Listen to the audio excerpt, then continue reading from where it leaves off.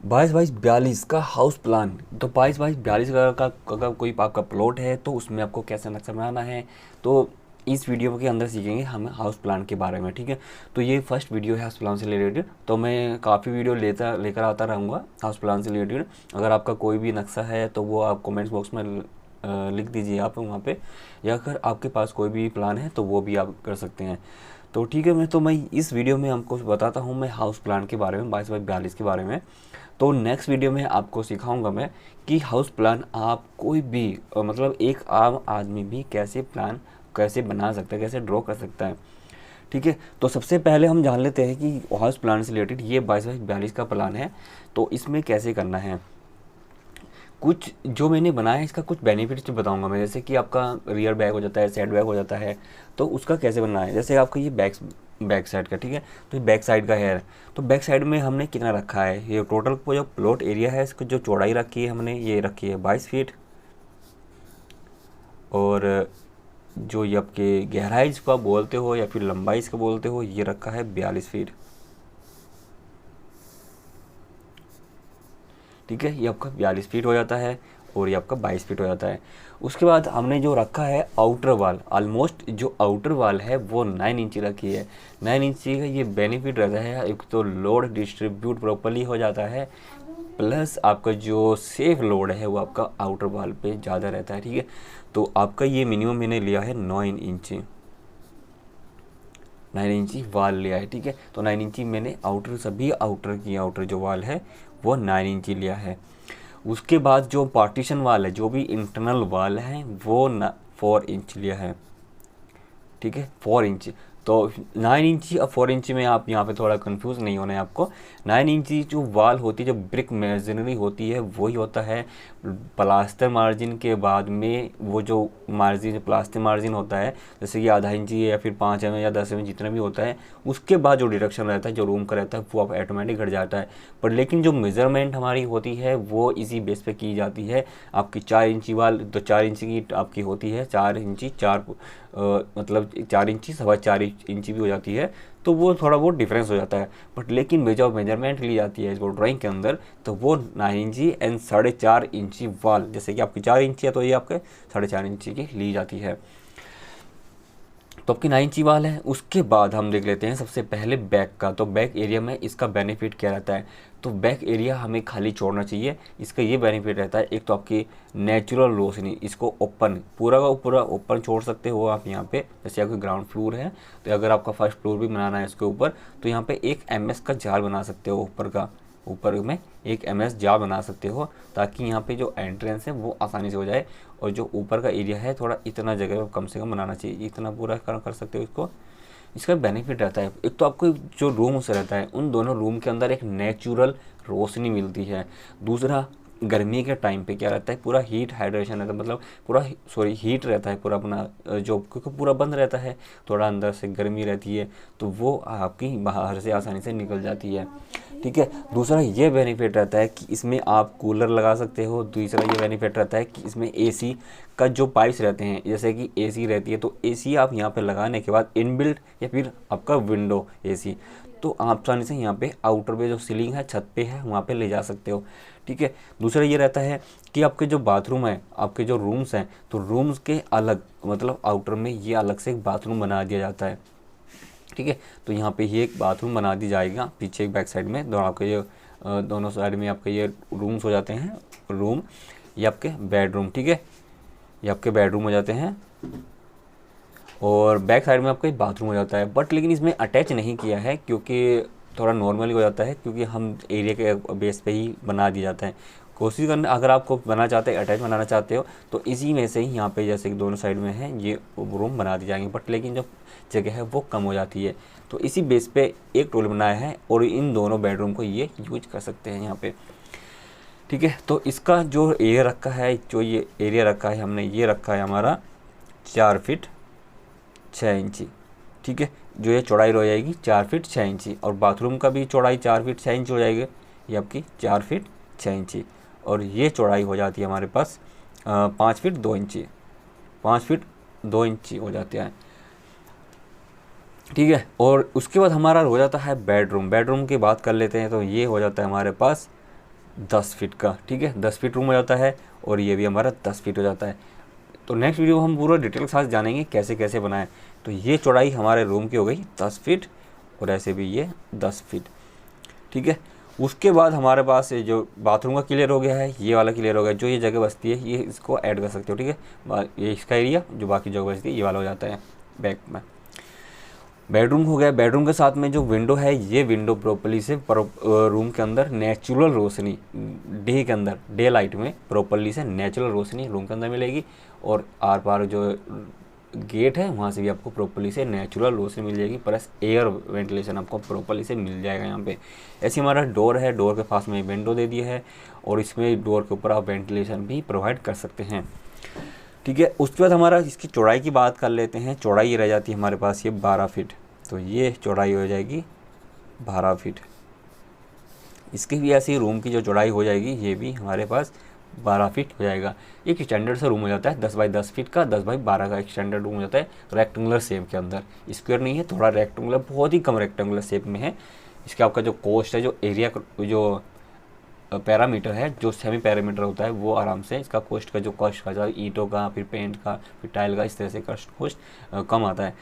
उसके बाद हमारा डोर एंड विंडो का साइज जो आप रखना चाहते हो रिकमेंडेड, वो कर सकते हो। मिनिमम आपका 3 फुट 3 इंची, 1 मीटर की जो मैं बात करता हूँ यहाँ पे, तो 3 फीट 3 इंची यहाँ पे इतना दे सकते हो, ठीक है। ये भी आप 3 फीट 3 इंची का रख सकते हैं यहाँ पे, ठीक है। तो उसके बाद हमारा ये विंडो है, विंडो आप कुछ भी कर सकते हो। तो मिनिमम जो ग्राउंड फ्लोर है, ग्राउंड फ्लोर से जैसे कि इसको विंडो की हाइट होती है 3 फीट, तो हमारे पास डोर की जो हाइट रहती है 7 फीट, बचता है कितना 4 फीट, तो मतलब ये आपका 4 फीट हो जाता है।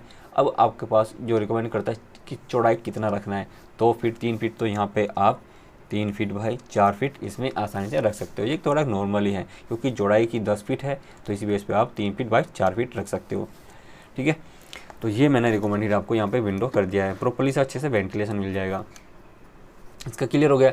उसके बाद हम बात करते हैं ये ओपन जो रसोई है, ये मैंने ओपन रखा हुआ है, क्योंकि जो उसका एरिया है वो काफ़ी कम है यहाँ पे। क्योंकि रसोई का बेनिफिट ये रहता है, क्योंकि ज़्यादातर जो लेडीज़ होती है उसका जो टाइम है रसोई के अंदर बीतता है, और बाहर से जो आना है जाना है वो भी आसानी से मिल जाता है। दूसरा बेनिफिट इसका ये रहता है, प्रॉपर्ली से वेंटिलेशन मिल जाता है।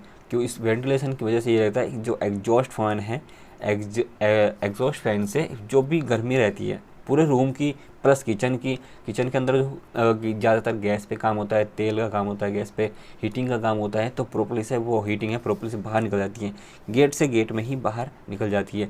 अगर वो हीटिंग, अगर आप बाय द वे, काफ़ी लोग क्या करते हैं, इधर बना देते हैं या फिर पीछे बना देते हैं, बीच बना देते हैं, तो वो गैस का काम होता है, उस पर हीटिंग का काम होता है, तो पूरे अंदर पूरे मकानों में पूरा हीटिंग रहती है। गर्मी के टाइम पर ज़्यादा वहाँ पे दिक्कत आती है। देख तो तेल में कढ़ाई मसाला जो भी रहता है पूरे कमरों में फैल जाता है वो।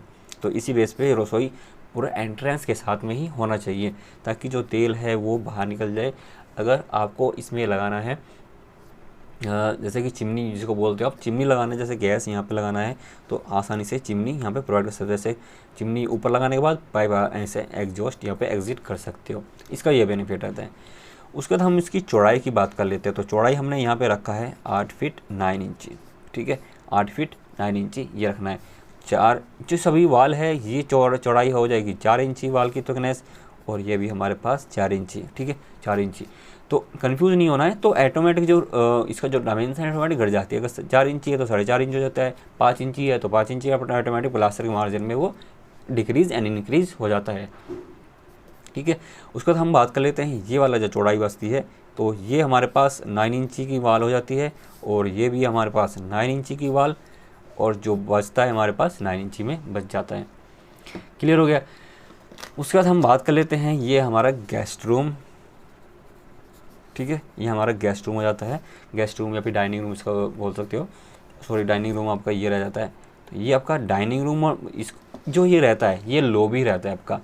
तो ये हमारे जो किचन स्लैब काउंटर जो स्टैंडर्ड रहता है वो 2 फीट की चौड़ाई में रहता है, ठीक है, 2 फीट की चौड़ाई में। तो ये जो एरिया बचता है, इस एरिया में जैसे काफ़ी लोग क्या करते हैं, पूजा रूम बना देते हैं, तो इसको पूरा पूजा रूम बना सकते हैं, पूरे एरिया को आप पूजा रूम में कन्वर्ट कर सकते हो। दूसरा, अगर आप इसको लॉबी मान सकते हो, क्या होता है कि सीटिंग प्लान आप यहाँ पे, जैसे कि सीटिंग प्लान यहाँ पे कर सकते हो। दूसरा, डाइनिंग रूम, जैसे किचन है, किचन के बाद आप टेबल यहाँ पे प्रोवाइड कर सकते हो।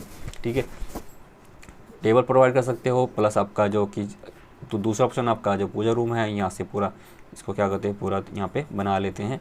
ठीक है, ये पूजा रूम हो जाता है। तो तीसरा ऑप्शन आपका इसको सीटिंग प्लान बना सकते, क्योंकि घर में जो मेंबर्स होते हैं वो क्या करते हैं, एक सीटिंग प्लान बनाते हैं या फिर लास्ट में गेस्ट रूम के अंदर ही आते हैं लाइन। ठीक है, इसके बाद हम बात कर लेते हैं, ये वाला क्लियर हो गया। जैसे कि सी है आपका जो किचन है, किचन के बाद आप यहाँ पे फ्रिज यहाँ पे भी प्रोवाइड कर सकते हो, या फिर आप फ्रिज जो है इस किसी कॉर्नर में प्रोवाइड यहाँ पे कर सकते हो। ठीक है, लॉबी के अंदर भाई। दूसरा हमारा गेस्ट रूम। गेस्ट रूम की लंबाई चौड़ाई क्या रखें आप, तो लंबाई हमारे पास हो जाता है, ये हो जाता है 12 फीट 2 इंची, 12 फीट 2 इंच हो जाता है। और ये हमारे पास हो जाता है, ये वाली चौड़ाई बचती है, ये बचता है हमारे पास 10 फीट 5 इंची। ठीक है, ये 10 फीट 5 इंच बचता है। क्लियर होगा, ये हमारा गेस्ट रूम बन जाता है। जैसे कि एंट्रेंस इसके, जैसे कि इसका बेनिफिट मैं बताता हूँ आपको। गेस्ट रूम हमारा, इसमें जो भी एंट्रेंस होता है, जैसे कि एंट्रेंस होता है कोई भी बड़े या फिर बूढ़े या फिर कोई अननोन पर्सन है, ताकि जो उनकी एंट्रेंस है वो अंदर से ना हो, तो यहाँ पे आसानी से इसमें इसी एंट्रेंस से यहाँ पे एंट्री करेंगे, एंट्रेंस करते यहाँ पे गेट में कर सकते हो। दूसरा बेनिफिट ये रहता है कि काफ़ी लोग क्या करते हैं, इसको रेंट पर्पज़ के लिए बनाना चाहते हैं, तो इसको रेंट पर्पज़ के लिए भी यहाँ पे बना सकते हो कि इस रूम को रेंट पर्पज़ के लिए भी, इसी रूम को रेंट पर्पज़ के लिए भी बना सकते हैं।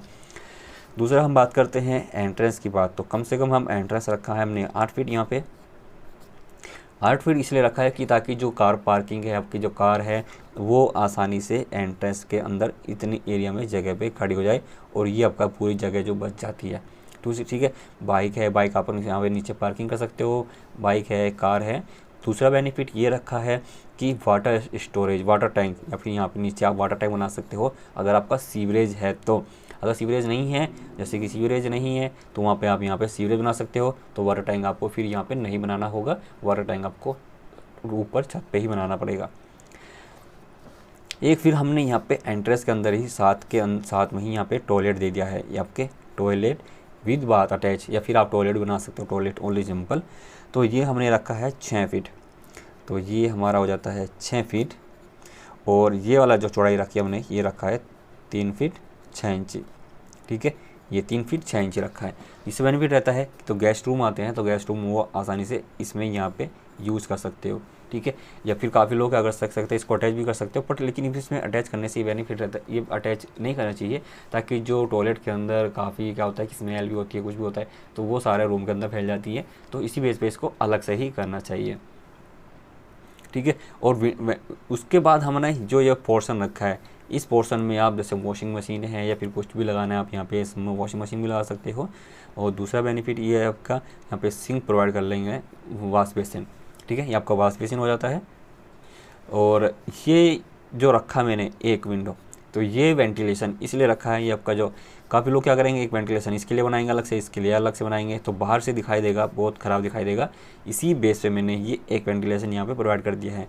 तो इसके लिए जो यहाँ पर है, इस वाले पोर्शन के लिए नेचुरल रोशनी आएगी, प्लस जो टॉयलेट रहेगा, टॉयलेट के लिए भी यहाँ पे नेचुरल रोशनी आपको मिल जाएगी, और एक ही वेंटिलेशन से दोनों का काम हो जाएगा, और इससे जो है वो ख़राब भी नहीं लगेगा आपकी जो वाल है। ठीक है, पार्टीशन की बात करते हैं, ये वाल हम बाहर, ठीक है, तो यहाँ पे क्या करेंगे, आप इसमें एक पार्टीशन बना देंगे। एक पार्टीशन एल्यूमिनियम की विंडो बना रहे हैं या फिर एमएस की बना रहे हैं, तो यहाँ पे पार्टीशन बना देंगे, तो इसकी रोशनी में रहेगी, इसकी रोशनी में रहेगी, पर पूरा एक विंडो आपको दिखाई देगा यहाँ पे। वहीं हम बात कर लेते हैं स्टेयरकेस की। तो स्टेयरकेस में हमने एक स्टेप यहाँ पे रखा है, ये वाला जो पोर्शन रखा है, ये भी हमने 3 फीट 6 इंची रखा हुआ, क्योंकि एंट्रेंस का थोड़ा जो वाइड है, ये थोड़ा चौड़ा रखते हैं। और उसके बाद हमारा एक स्टेप, ये 1 स्टेप 2 स्टेप, ऐसे हमारा 3 4 5 6 7 8 9 10 11 12 13 14 15 16 17। तो ये स्टेयरकेस का मैंने भी डिज़ाइन किया, तो डिज़ाइन करने के बाद आप बना सकते हो कि इसकी हाइट क्या रख सकते हो। ठीक है, तो ये हमारी मिनिमम हाइट जो स्टेयरकेस होता है वो थोड़ा डाउन पोर्शन के अंदर होता है, बट लेकिन यहाँ पे ही ये वाला जो पोर्शन रहता है, ये वाला पोर्शन, ठीक है, यहाँ पे एक स्टेप बन जाता है। ये ग्राउंड फ्लोर की बात कर रहा हूँ, यहाँ पे एक स्टेप बन जाता है। फर्स्ट फ्लोर पे आप जाएंगे तो ये जो डोर हमने यहाँ पे रखा है, तो डोर आपको यहाँ पे रखना होगा, और इस डोर को ख़त्म करना होगा फर्स्ट फ्लोर के ऊपर। ठीक है, जस्ट ओनली एक ही डोर यहाँ पे कर सकते हो, एक डोर यहाँ पे हो जाता है, एक डोर यहाँ पे हो जाता है। ठीक है, तो अलग अलग से इसके लिए एंट्रेंस हो जाता है। अगर फिर बात करते हैं कॉर्नर पे, तो यहाँ पे एक कॉर्नर में या फिर एक मिडल में आप यहाँ पे फर्स्ट फ्लोर पे डोर दे सकते हो।